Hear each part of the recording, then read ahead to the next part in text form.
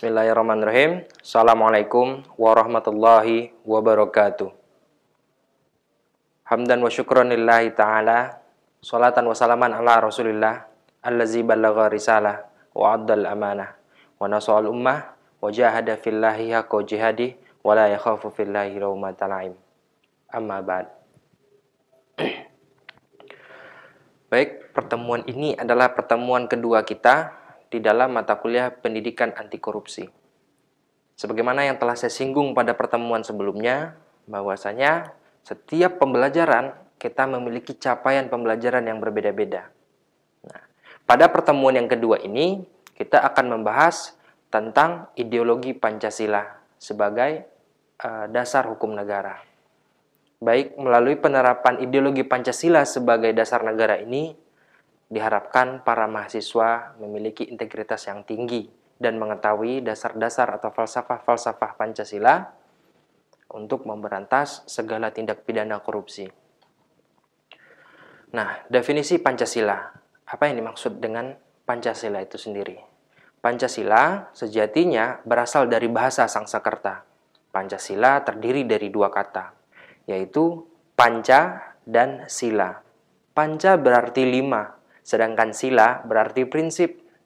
Jika diartikan secara keseluruhan, Pancasila berarti 5 prinsip yang harus dipedomani dalam kehidupan berbangsa dan bernegara. Dengan demikian, Pancasila ini harus tertanam di dalam setiap individu bangsa Indonesia, terutama mahasiswa, guna memberantas setiap kegiatan-kegiatan yang berbau korupsi. Nah, Pancasila merupakan landasan ideologi untuk kehidupan bangsa Indonesia. Pilar ideologi ini memuat 5 sila yang mencakup seluruh aspek, mulai dari aspek ketuhanan, kemanusiaan, persatuan, kerakyatan, hingga keadilan. Sebagai ideologi negara, Pancasila juga dapat diartikan sebagai landasan fundamental dalam kehidupan. Dengan kata lain, Pancasila memuat nilai dan norma yang bisa dijadikan pedoman untuk berperilaku di dalam kehidupan bermasyarakat. Dalam Undang-Undang Nomor 12 Tahun 2011 tentang pembentukan perundang-undangan ditegaskan bahwa Pancasila merupakan sumber dari segala sumber hukum negara. Penempatan Pancasila sebagai sumber dari segala sumber hukum negara yaitu sesuai dengan pembukaan Undang-Undang Dasar Negara Republik Indonesia tahun 1945, bahwa Pancasila ditempatkan sebagai dasar dan ideologi negara, serta sekaligus dasar filosofis bangsa dan negara, sehingga setiap materi muatan peraturan perundang-undangan tidak boleh bertentangan dengan nilai-nilai yang terkandung di dalam Pancasila. Istilah Pancasila sebagai ideologi negara menjadi populer dan dibumikan secara menyeluruh oleh setiap kalangan dan akademisi. Mereka berlomba-lomba untuk menumbuh kembangkan Pancasila sebagai way of life atau rule of life. Dengan demikian, membumikan Pancasila sebagai ideologi negara akan menghidupkan nilai-nilai patriot dan menjadi cita-cita luhur negara. Tentunya dalam menggapai cita-cita ini, sangat sukar apabila dilakukan secara perorangan atau individu. Diperlukan sinergisitas atau kerjasama di dalamnya. Sehingga sinergisitas yang solid dan kerjasama yang solid akan menghasilkan sebuah ideologi atau falsafah Pancasila yang komplit atau teratur. Mengenai ideologi Pancasila sebagai dasar negara, dalam hal ini saya mengklasifikasikannya menjadi 3. Yang pertama yaitu sumber sosiologis Pancasila sebagai ideologi negara. Pancasila sebagai ideologi negara berakar dalam kehidupan masyarakat. Unsur-unsur sosiologis yang membentuk Pancasila sebagai ideologi negara meliputi beberapa hal. Yang pertama, sila ketuhanan yang Maha Esa.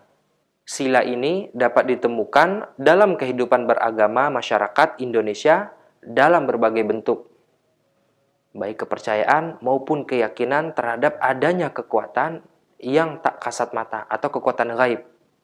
Jadi di sini setiap masyarakat yang ada di Indonesia memiliki kepercayaan masing-masing, dan itu harus dijaga keutuhannya. Yang kedua yaitu sila kemanusiaan yang adil dan beradab. Hal ini dapat ditemukan dari kegiatan saling menghargai dan menghormati hak-hak orang lain.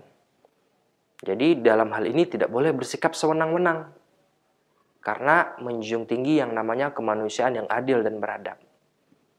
Yang ketiga yaitu sila persatuan Indonesia. Hal ini dapat ditemukan dalam bentuk solidaritas, rasa setia kawan, rasa cinta tanah air yang berwujud pada mencintai produk-produk dalam negeri.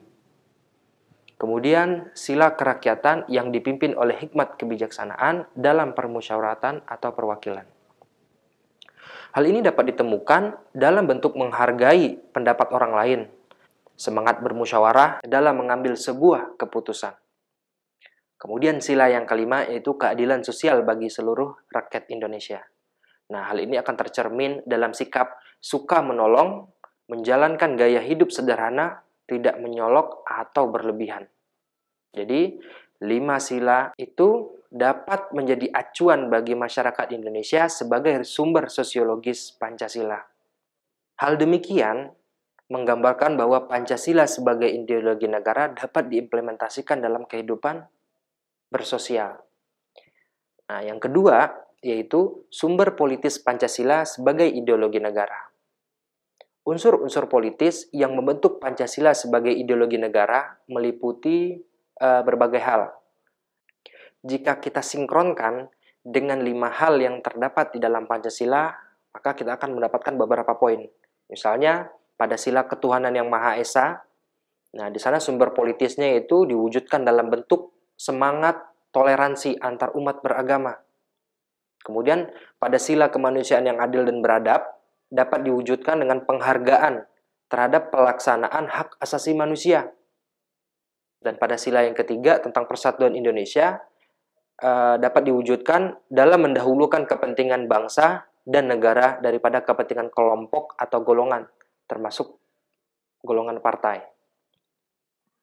Nah, pada sila yang keempat, sila kerakyatan yang dipimpin oleh hikmat kebijaksanaan dalam permusyawaratan perwakilan, hal ini dapat diwujudkan dalam mendahulukan pengambilan keputusan berdasarkan kesepakatan atau musyawarah daripada voting.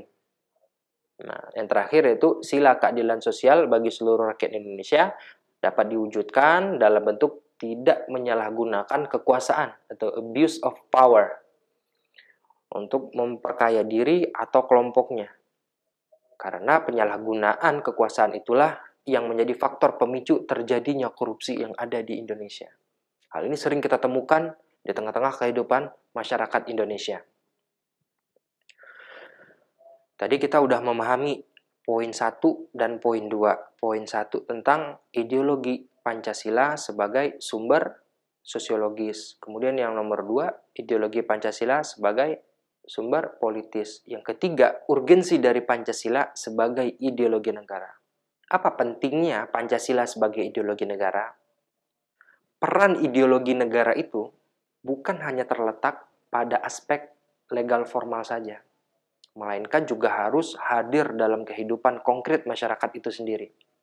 Beberapa peran konkret Pancasila sebagai ideologi meliputi beberapa hal. Yang pertama, ideologi negara sebagai penuntun warga negara. Yang ini yang kita sebut dengan way of life tadi. Artinya, setiap perilaku warga negara harus didasarkan pada preskripsi moral. Contoh kasusnya seperti narkoba yang merebak di kalangan generasi muda. Hal ini menunjukkan bahwa preskripsi moral ideologis belum disadari kehadirannya. Oleh karena itu, diperlukan norma-norma penuntun yang lebih jelas, baik dalam bentuk persuasif, imbauan, maupun penjabaran nilai-nilai Pancasila ke dalam produk-produk hukum yang memberikan rambu-rambu yang jelas dan hukuman yang setimpal bagi para pelanggarnya.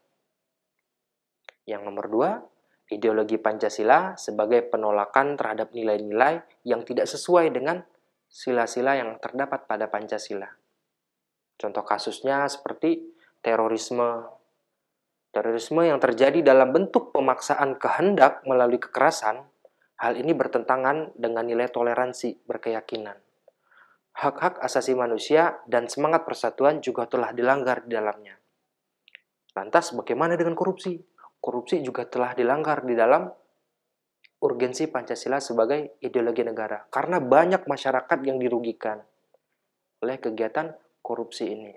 Sehingga melalui penerapan nilai-nilai yang ada pada Pancasila, kita berharap kegiatan-kegiatan korupsi dapat dihapuskan.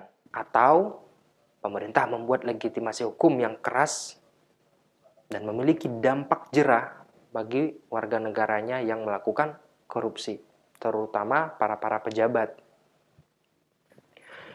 Selanjutnya yaitu implementasi Pancasila dalam pendidikan anti korupsi. Orang-orang yang berjiwa Pancasila adalah orang-orang yang bersih dari perilaku koruptif. Koruptor adalah pengkhianat Pancasila yang paling nyata di Indonesia ini. Inilah yang dimaksud dengan pembelajaran pendidikan Pancasila dengan pendekatan interdisipliner. Secara tegas, semua golongan sangat membenci perilaku korupsi. Dengan perbuatan korupsi, dan secara umum dapat disimpulkan beberapa faktor yang menyebabkan seseorang melakukan tindak pidana korupsi. Yang pertama ada faktor penyebab internal. Nah, faktor penyebab internal ini tadi ada sifat tamak yang dimiliki oleh seseorang sehingga dia melakukan tindakan korupsi. Jadi dia tidak merasa puas dengan apa yang dimilikinya. Dan yang kedua yaitu gaya hidup yang berlebihan atau euforia. Nah, ini gaya hidup yang dalam mengkonsumsi sesuatu itu berlebihan, memiliki sesuatu itu berlebihan. Kemudian yang terakhir yaitu moral, masalah moral. Jadi moral seorang koruptor itu sudah rusak. Dia sudah tidak memiliki integritas yang harus dipertahankan. Nah, kita sudah melihat tadi faktor penyebab internalnya. Kemudian yang selanjutnya yaitu faktor eksternalnya. Faktor eksternal di sini dapat dilihat dari aspek sosial, kemudian aspek politik, aspek hukum, aspek ekonomi, dan aspek organisasi. Aspek sosial, dia pengen terlihat glamor di depan semua orang. Sehingga hal ini memacu dirinya untuk memiliki harta yang berlebihan. Karena melihat lingkungan sekitar. Kemudian aspek politik. Di dalam aspek politik sendiri, perilaku korupsi dapat dilakukan karena adanya pengaruh-pengaruh eksternal dari rekan-rekan sejawatnya. Kemudian aspek hukum, yang dia memahami bagaimana lemahnya legitimasi hukum tentang korupsi, sehingga dia melihat ada celah dan peluang untuk melakukan korupsi. Kemudian aspek ekonomi, ketersediaan aset dana atau fresh money yang bisa disikatnya, yang bisa diambilnya, karena melihat dana itu menumpuk banyak. Itu peluang ketersediaan dana atau fresh money tadi itu mendorong dia untuk melakukan korupsi. Yang terakhir itu aspek organisasi. Dan inilah aspek-aspek eksternal yang membuat seorang pelaku korupsi atau koruptor itu tadi mampu melakukan tindak pidana korupsi. Hebatnya negara Indonesia adalah memiliki perhatian khusus kepada tindak pidana korupsi ini tadi. Nah, di sisi lain yang sangat disayangkan, dalam penegakan hukumnya, para pelaku korupsi belum sesuai dengan apa yang dicita-citakan. Kita bisa melihat dari beberapa kasus, banyak koruptor-koruptor yang ditangkap, tapi sanksi yang diberikan sangat ringan. Di sana ada permainan aspek-aspek politik. Sehingga mahasiswa yang akan menjadi tambuk estafet atau penerus generasi bangsa diharapkan memiliki dedikasi dan integritas agar mampu menolak setiap kegiatan atau tindak pidana korupsi. Dimulai dari dini, dimulai dari hal yang kecil. Jangan pernah menyelewengkan waktu-waktu jam bekerja atau waktu dinas untuk kegiatan individu atau menguntungkan pribadi. Dahulukanlah semua kepentingan negara. Pahami apa itu Pancasila, pahami segala falsafah Pancasila dan sebagai ideologi negara, sehingga setiap tindak pidana korupsi dapat diberantas sejak dini. Untuk pertemuan kali ini, saya cukupkan sampai di sini. Atas segala kesalahan dan kekhilafan saya mohon maaf. Billahi taufiq wal hidayah. Astaghfirukum. Assalamualaikum warahmatullahi wabarakatuh.